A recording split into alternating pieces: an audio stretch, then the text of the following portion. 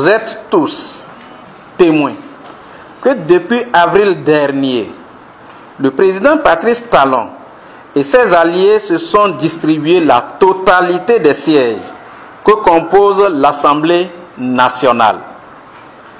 Cela est malheureusement passé par du sang des innocents versé. Une fois encore, nous nous inclinons devant leur mémoire. Il est donc évident que le Bénin de nos jours ne dispose pas d'une représentation nationale. Mais dans l'idée de maintenir le cap de ce coup de force institutionnel, les partisans du président Patrice Talon veulent persister dans la violation des lois de la République. Malgré leur défaut de légitimité, ils comptent dorénavant s'accaparer du fichier électoral national au fin de le manipuler à leur guise. Sinon, comment osent-ils, à la suite de leur forfaiture du 28 avril 2019, vouloir maintenant toucher au fichier électoral alors qu'en la matière, la législation est claire? En effet, la loi numéro 2012-43 du 5 février 2013 portant apurement, correction, mise à jour et actualisation du fichier électoral national et de la liste électorale permanente informatisée l'EPI, en son article 6 dispose, je cite, de la composition du Conseil d'orientation et de supervision COS. Le Conseil d'orientation et de supervision est composé de 11 membres désignés comme suit. 5 députés par la majorité parlementaire, 4 députés par l'opposition parlementaire, du directeur général de l'Institut national de la statistique et de l'analyse économique INSAE, du directeur du service national de l'État civil. Au vu de la loi, il est impossible de mener quelque action que ce soit sur le fichier électoral, puisque cette assemblée monocolore à la dévotion du président Patrice Talon ne serait constituée en même temps une mouvance et une opposition pour former, conformément à la loi, le COS-LEPI et garantir la transparence, la crédibilité et la fiabilité de cet instrument démocratique. Tout le peuple béninois et la communauté internationale sont au courant de ce que les partis qui constituent l'opposition à la gouvernance actuelle de notre pays ont été purement et simplement empêchés de prendre part aux élections législatives. Ils en ont été exclus. En conséquence, l'opposition n'est pas représentée dans ce simulacre de législature. Il n'est donc pas possible à cette pseudo-assemblée de désigner des députés au nom de l'opposition. Mais comme depuis lors, ce Parlement d'une autre époque, dirigé par l'honorable Louis Vlavonou, fabrique selon les circonstances la mouvance et l'opposition, on n'en est donc pas étonné que le 14 août dernier, l'on en soit arrivé à désigner 9 députés de la mouvance pour siéger au sein du COS-LEPI. Le fichier électoral qui sera issu de ce tripatrouillage ne sera ni fiable ni accepté par le peuple souverain qui est attaché à sa démocratie et à des élections libres, équitables et transparentes. Il est temps que le pouvoir dit de la rupture réalise que la forfaiture doit s'arrêter et qu'il ne saurait avoir une assemblée nationale où les députés sont entièrement nommés dans une démocratie. C'est aussi le moment pour le président Patrice Talon et son régime, face à ces insuffisances institutionnelles, de se convaincre que le Bénin doit impérativement procéder à l'organisation d'élections législatives inclusives, transparentes, en vue d'élire les représentants de la nation pour la 8e législature. Dans cette logique d'exclusion, par l'arrêté interministériel numéro 23, MJL-DC-SGM-DAC, PG-SA, 023 SGG 19, du 22 juillet 2019, le ministre Séverin Kenom et son collègue Sakalafia de l'Intérieur ont interdit aux agents publics d'établir et de délivrer aux personnes recherchées par la justice des pièces et actes administratifs de l'autorité.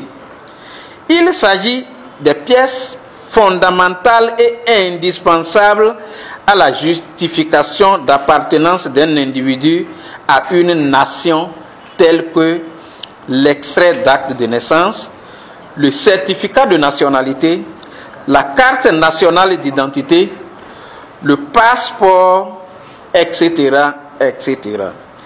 Un tel arrêté viole lourdement des droits de l'homme et est de nature à rendre le climat social tendu, alors que cela ne l'est déjà que de trop depuis un moment.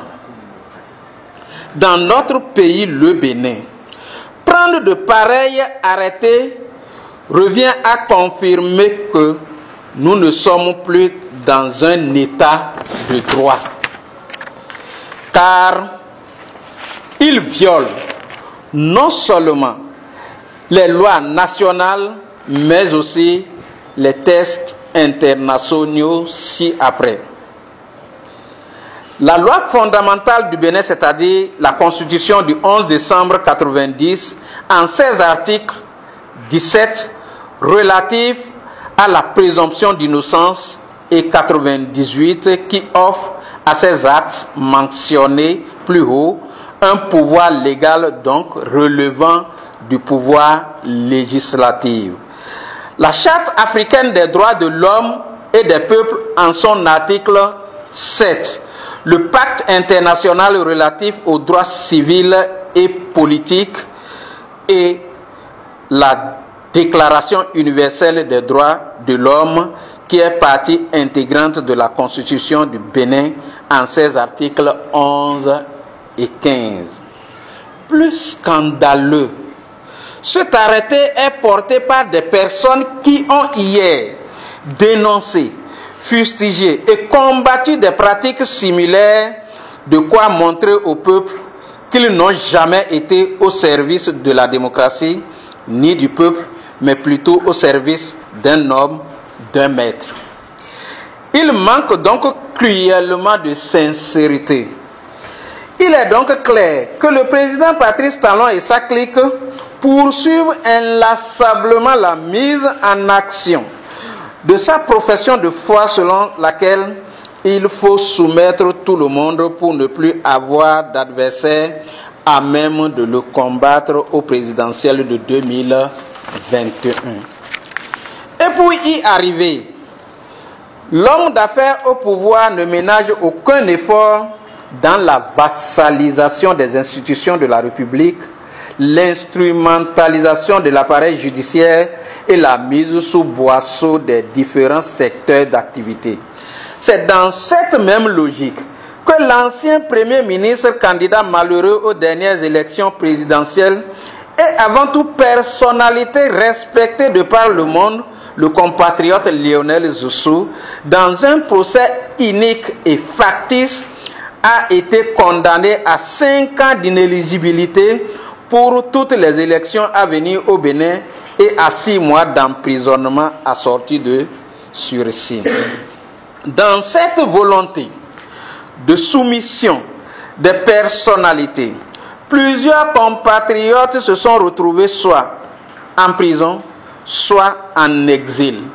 Le mardi 23 juillet 2019, à l'issue de la rencontre qu'a eu le chef de l'État avec les centrales et confédérations syndicales à la présidence de la République, il est ressorti que les enseignants reversés de la promotion 2008 seront soumis à une évaluation diagnostique qui mettra bon nombre d'entre eux au chômage.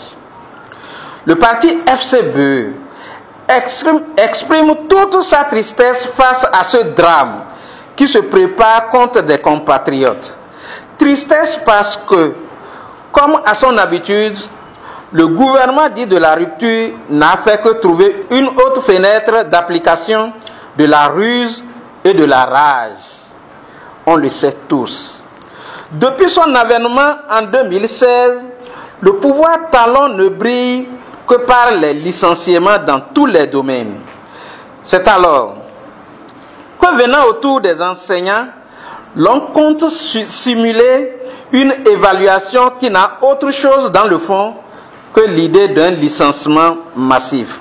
Pour preuve, l'évaluation à laquelle le gouvernement s'obstine à soumettre les enseignants ne répond à aucune norme légale, car cela ne respecte en rien les mécanismes d'évaluation prévus aux enseignants en matière de classe. Souvenez-vous qu'au départ, lorsque le gouvernement a évoqué la question de l'évaluation des enseignants, tous étaient concernés. Mais curieusement, depuis peu, sont montrés du doigt comme la gangrène de l'école béninoise les 18 567 enseignants ACE reversés de la promotion 2008.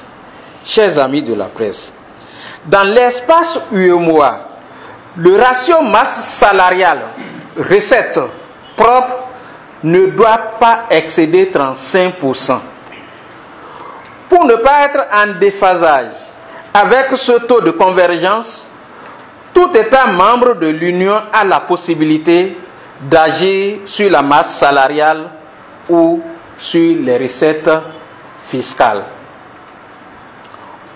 Au Bénin, au lieu que le gouvernement mette les enseignants au chômage, il aurait été préférable qu'il agisse sur les charges politiques en procédant à une diminution des salaires astronomiques du président de la République, de ses ministres, de ses députés nommés, de ses préfets, de ses employés à la présidence de la République, du personnel des multiples agences récemment créées, etc. De plus, conviendrait-il de lever les exonérations faites aux nombreuses sociétés du clan au pouvoir afin d'accroître les recettes fiscales du Bénin. L'autre raison cachée de cet acharnement sur les enseignants est due à la volonté du pouvoir mercantiliste du président Patrice Talon de recourir à des sociétés d'intérim pour gérer désormais le corps des enseignants, un service exclusivement régalien qui malheureusement, comme d'autres secteurs, sera privatisé. Or, ces sociétés qui seront chargées de mettre les enseignants à la disposition de l'État, dans l'optique de maximiser leurs bénéfices, paieront des salaires de misère à ceux-ci. Recourir donc à un licenciement des enseignants n'est qu'un faux fuyant. Et c'est avec beaucoup d'amertume que le parti FCBE accueille cet acharnement contre les enseignants de la promotion 2008 et de surcroît le peuple béninois. Oui, le peuple béninois.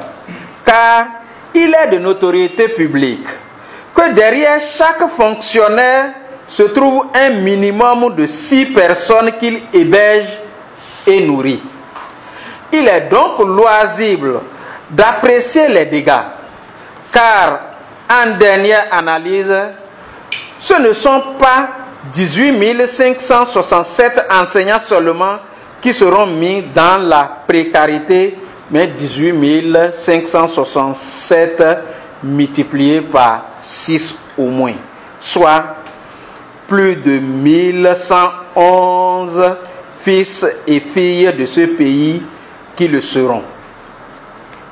Mesdames et messieurs, quel est ce gouvernement qui ne connaît contre son peuple que l'exclusion? Quel est ce gouvernement qui, depuis que le peuple, dans sa naïveté, l'a installé, ne fait que défaire les installations de son prédécesseur? Au lieu de semer la joie dans le cœur des Béninois, comme il a promis durant la campagne électorale et à son investiture, ces projets ne sont que malheur et désolation pour notre peuple. Le parti FCBE dénonce le gouvernement dans ses différents actes qui violent les textes de la République. Il s'insurge contre cette volonté manifeste des princes au pouvoir de faire du Bénin leur chasse gardée. Le parti FCBE condamne cette attitude des gouvernants qui consiste à éliminer au fil du temps de potentiels candidats aux différentes élections. Il condamne avec vigueur l'arrêté interministériel évoqué supra et invite ses signataires à se rétracter immédiatement. Le parti FCBE exige du pouvoir du président Patrice Talon de faire une croix sur le projet macabre consistant à mettre au chômage sous le couvert d'une prétendue évaluation des enseignants reversés de la promotion 2018 malgré leur bonne expérience professionnelle. Tout entêtement du gouvernement condamnerait une bonne frange de la population à la précarité. Enfin, le parti FCBE reconnaît aux braves enseignants qui sont les principaux préparateurs de l'avenir de la nation leur légitime opposition à ce cirque de la rupture et les appelle à la sérénité et à la solidarité pour empêcher ce crime social de se produire. En tout état de cause, les enseignants reversés de la promotion 2008 peuvent compter sur le soutien indéfectible du parti FCBE dans leur lutte pour la sauvegarde de leur emploi.